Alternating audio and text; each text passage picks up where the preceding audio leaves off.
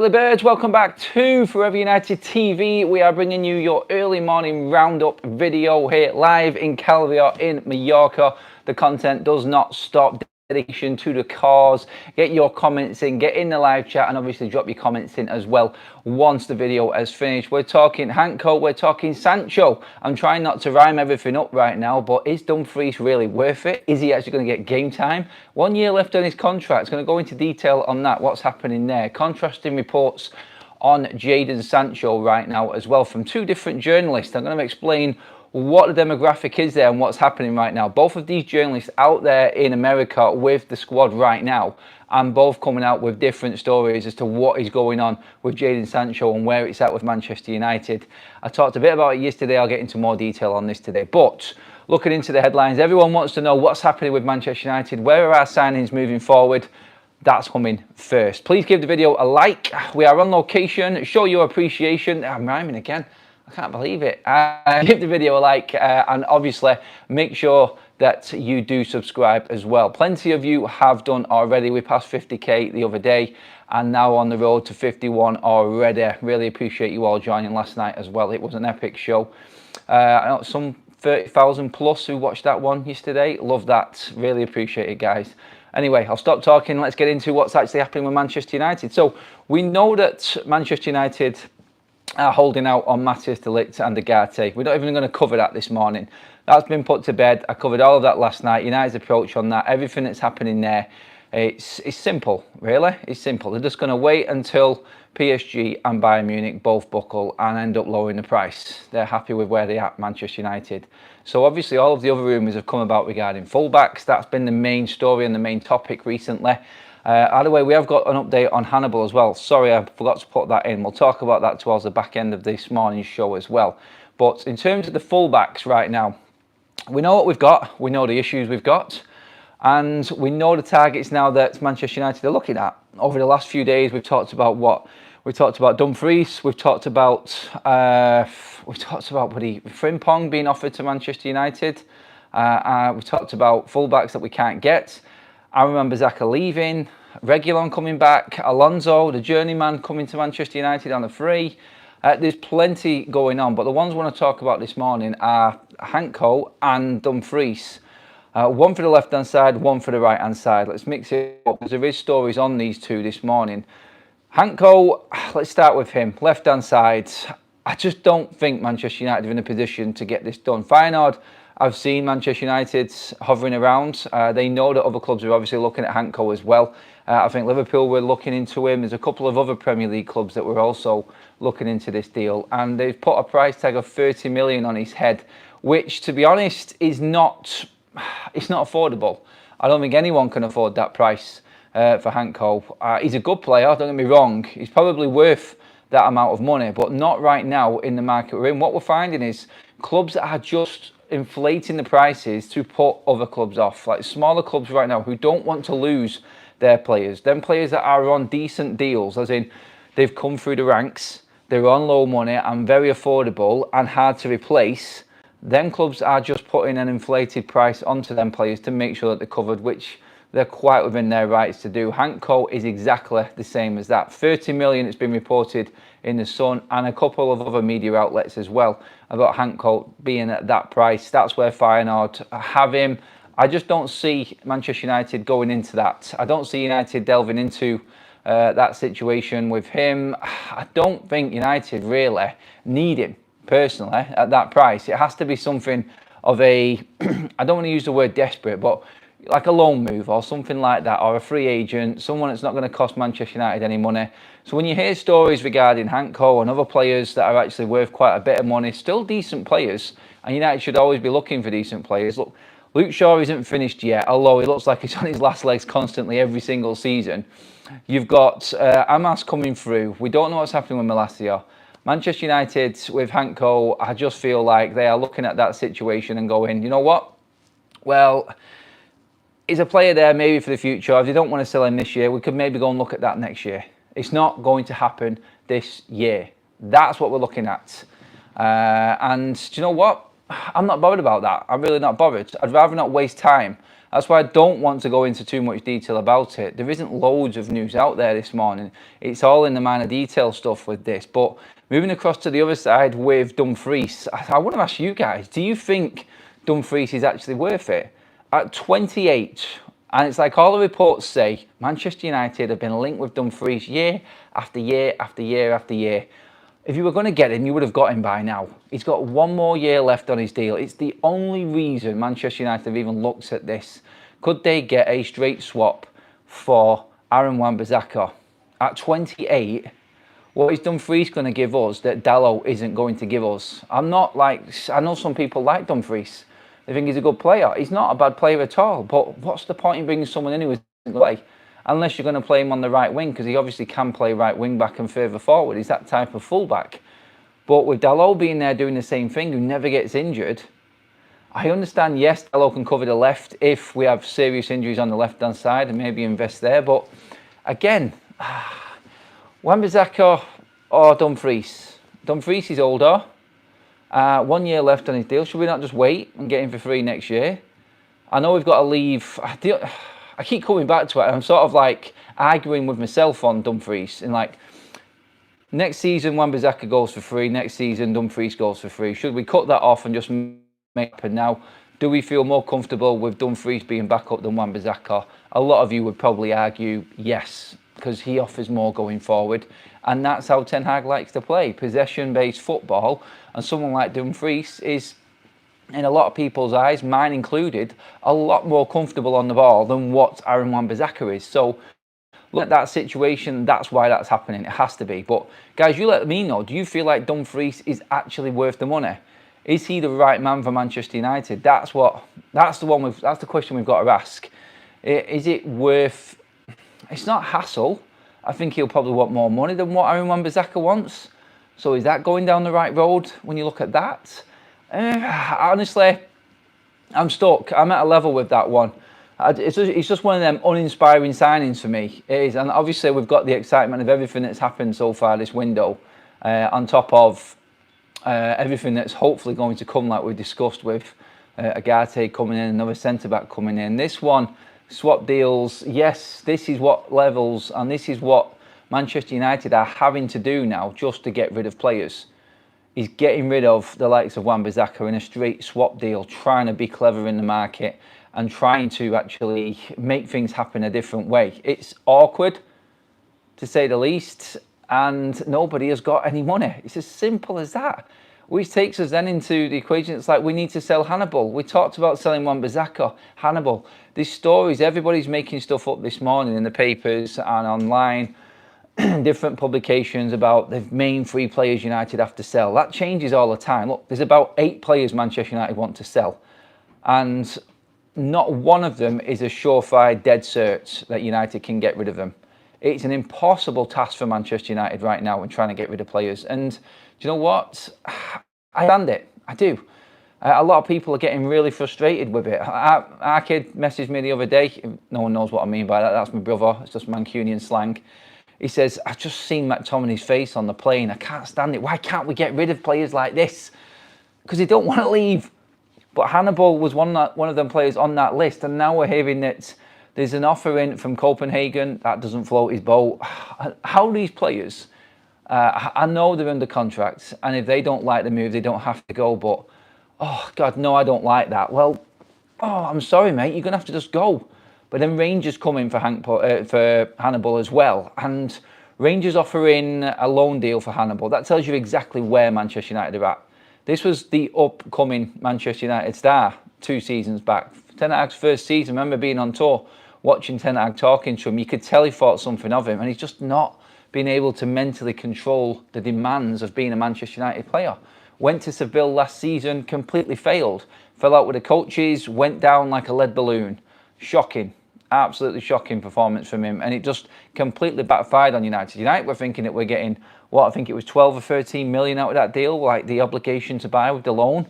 Failed, completely failed. So Hannibal really has been one of them players that you sort of pin up and hope that these next batch of players coming through are not like. And this is where we sort of have a little bit more confidence with what's happening with Ineos and the structure that's in place.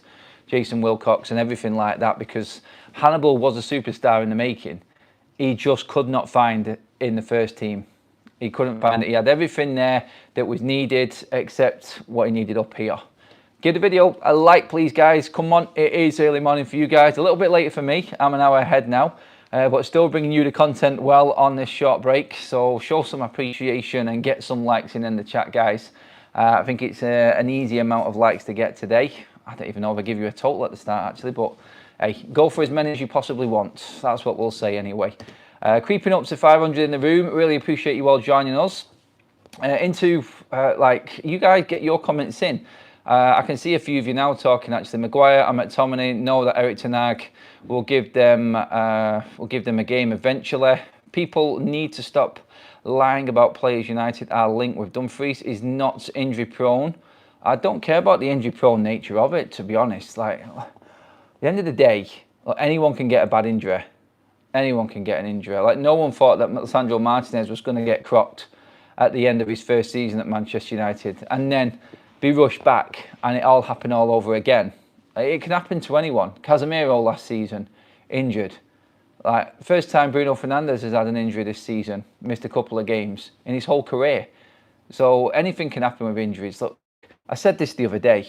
It's like Manchester United now looking at, if it came to a scenario where we had a centre midfielder and a centre back, what was more important? I looked at it in a way of like, yeah, I understand centre back situation and what happened last year, and we can't afford to go down that road again, sorry. But is it not worth planning properly and not thinking what might happen in injuries? What can definitely happen is you forming a style of play with the players that you've got. So do you not just concentrate on that rather than looking and thinking about what might happen with injuries and buy an extra defender you might not even need? Let's not forget, Luke Shaw could stay fit all season and be covering at left centre-back. Lenny Yoro can play right and centre-back. There's plenty of options there for United. Do we need to make sure we get that midfield? And most of you have said that central midfield berth is exactly where Manchester United need to be looking, and that's where the concentration needs to be this summer. Into other news as well. Talked about the loan stuff, talked about trying to get players out. Like I said, I think when we get back from tour, I think everything will move very quickly if it doesn't happen on tour. Negotiations are still going on while players are on tour. People have stressed about that and players just going out. It's a short tour anyway, and everything still moves forward even when players are actually on tour. So don't worry about that too much. It still carries on and players can still get sold. It's just, even if we weren't on tour right now, I don't think things would move much quicker, to be honest, because players are just standing firm. Players are in the power seats right now when it comes to negotiations and moves and things like that. So yeah, personally, going over everything that we've talked about so far, I'm not particularly bothered about Dumfries. Really don't care if he comes or if he doesn't. I remember Xhaka and him, flip of a coin. He brings more going forward, probably better on the ball. I can understand that a little bit from that side. Hannibal, I don't think a loan is going to help him. Every single loan move he's had has really not come up with anything positive about it. Not too bad at Birmingham. Last season, as we know, oh God, it was a disaster with Seville. We need to sell him. Again, it's just forcing United's hand into cut price sales. And it sounds and looks a bit desperate, but it is just what this transfer market is right now. When there's players that clubs don't want, no one pays. When there's players that other clubs do want, price gets inflated. It's just what it is. It's clubs protecting themselves. That's all it is. Smaller clubs protecting themselves and keeping their decent players and really pushing it for other bigger clubs. So United have hit their two top targets in the transfer window, in the forward and the centre-back. And now they're saving everything they've got till the end of the window. And we're just going to have to wait it out. Like I said yesterday, we're waiting to see if Bayern Munich or PSG actually shift on the price before the latter stages of this window, like when we get to the end of August, because United will wait that long. That's what we said yesterday. But in terms of United bringing any money in, right at the moment, there is no hope. The fact that Aaron Wan-Bissaka there can't be sold for 10 million tells you everything you need to know. And we're trying to swap him with another player which has got 1 year left on his deal in Dumfries, just because it's a different face and he may bring something a little bit different. I don't like using the word desperate, but it does look like that to me a little bit with Dumfries. I really don't care if he comes or if he doesn't. That's my stance on Dumfries. But still, we have some more news updating. Is it anything special? What's that? Harry Maguire on his future and links with an exit of Manchester United. Sorry, 1 second. I'm just going to read this out. To be honest, everything I've heard is that I'm part of the future here at United. I'm ready to fight for the biggest trophies. Thanks, Harry. That's just that's encouraging everyone again. Harry Maguire, another one. No one's going to say anything other than that. So if you're a player at United right now, if it was Scott saying something, if it was Wan-Bissaka, Hannibal, they all want to stay at United. They all think that they have got something to give to what is probably one of the best clubs to play for in the world. Let's not forget who we are. Let's not forget what Manchester United is. And when you look at it from the players' side, why would they want to move? It's the perfect place to be. And this is why Manchester United find it hard to move players on. We always have done, because it's the pinnacle. No matter how much you say about Manchester United being crap, no matter how much you say about us falling off, falling behind everybody, everything that I've said, like on the pitch, we're miles behind. But as a football club, you cannot beat Manchester United. The atmosphere, you've got the fans, like the tour, for instance, now, and this is why a lot of fans get wound up, because the players go on tour and they see the love. Like, honestly, you see what happens on these tours, and it's like everything has been forgotten. You haven't been crap for 4 years. You are an absolute superstar, and this feeds into the players' psyche. This is what these players see every single time they go out on tour, and it gives them that energy, like, yes, I'm part of Manchester United, here we go again. And then they come back and someone says, yeah, we want to sell you. I don't really want to move, to be honest. So yeah, it's a difficult one, and it's always going to be that way for Manchester United. The problem you've got is and it's what Ineos are sort of stamping out right now, and that is stop giving big contracts, structure the deals better, and then we move on from there. That's how Manchester United need to be operating, and hopefully we can now see that start to fizzle out, the old culture and the new culture come in. The old culture is Jadon Sancho. I want to talk about him as well right now, because we talked about what Samuel Lucas said yesterday, and he absolutely slaughtered him yesterday, in that he's shown no interest in his Manchester United return. He doesn't care about anything that's going on with Manchester United. He's got nothing in his bio on social media. If you want to move a social media argument to one side and just categorise it there and argue about it in a different way, that's fine. Is it really relatable to what we're talking about here in football? Is it a journalist that's just got it in for a certain player? Look, Samuel Lucas and Chris Wheeler are both Manchester United fans. Daily Mail, MEN. They both report on United day in, day out. On tour, both of them right now. Chris Wheeler has come out today, and he's obviously spoken to members of Manchester United staff to put a story out, because there's nothing else going on. Let's be honest. We are now with everything that's happening at United, and there's not much happening. But what you've got to look at as well is that when these journalists go on tour, they're in and about the Manchester United staff a lot more day in, day out than what they would be. It's a weirder environment. A lot of things get said, a lot of talking goes on. And apparently Sancho has dropped back into Manchester United seamlessly, like he wasn't even there. Bullshit. I'm not having any of that at all. I don't care what Manchester United say when it comes to Jadon Sancho. Again, it's the club doing what the club needs to do. It's the club saying what it needs to say to make the situation look nice and calm. And Jadon Sancho isn't a problem child. Forget about the fact that he's talking about Man City players on his social media. Forget about the fact that he's not even got Manchester United related in his bio, talking about his return, when he's talking about everything else in his life but the club that's paying him a small fortune every single week. I tend to sort of sway towards Samuel Lucas' version of Jadon Sancho rather than Chris Wheeler's, because I know Chris would have spoken to the club, and I don't blame the club for saying what they're saying. Look, at the end of the day, look, if they know that they need to get Jadon Sancho out, they're not going to come out and say he's an absolute ball ache, he's a nightmare to deal with, he's got this really bad attitude. It's not going to happen. But you've got to say what you say just so you can move the player on. So yeah, what happens next with Sancho? Nothing until we get back from the tour, sadly. And again, Sancho could play for United this season and still be sold, because he could start the season, could be on the bench, could be starting, God knows what happens in pre-season. Ten Hag might have a complete turnaround in what his thoughts are for the team. But I still think United want to sell him before the end of this transfer window. And don't be surprised if something happens along the lines around the same time as sort of Agate and De Ligt. Guys, that is your morning update all done. We could have gone on for quite a while there talking. Considering there's not much going on, there is a lot of detail right now within the football club and what's happening with players. But I will catch up with you again later.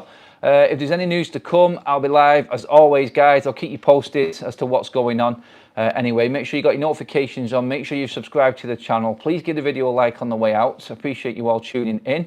And yeah, I'm just going to go and have a little walk outside now in this lovely weather. See what's going on, chill, get a drink, and I'll see you all at lunchtime. Have a good one, people.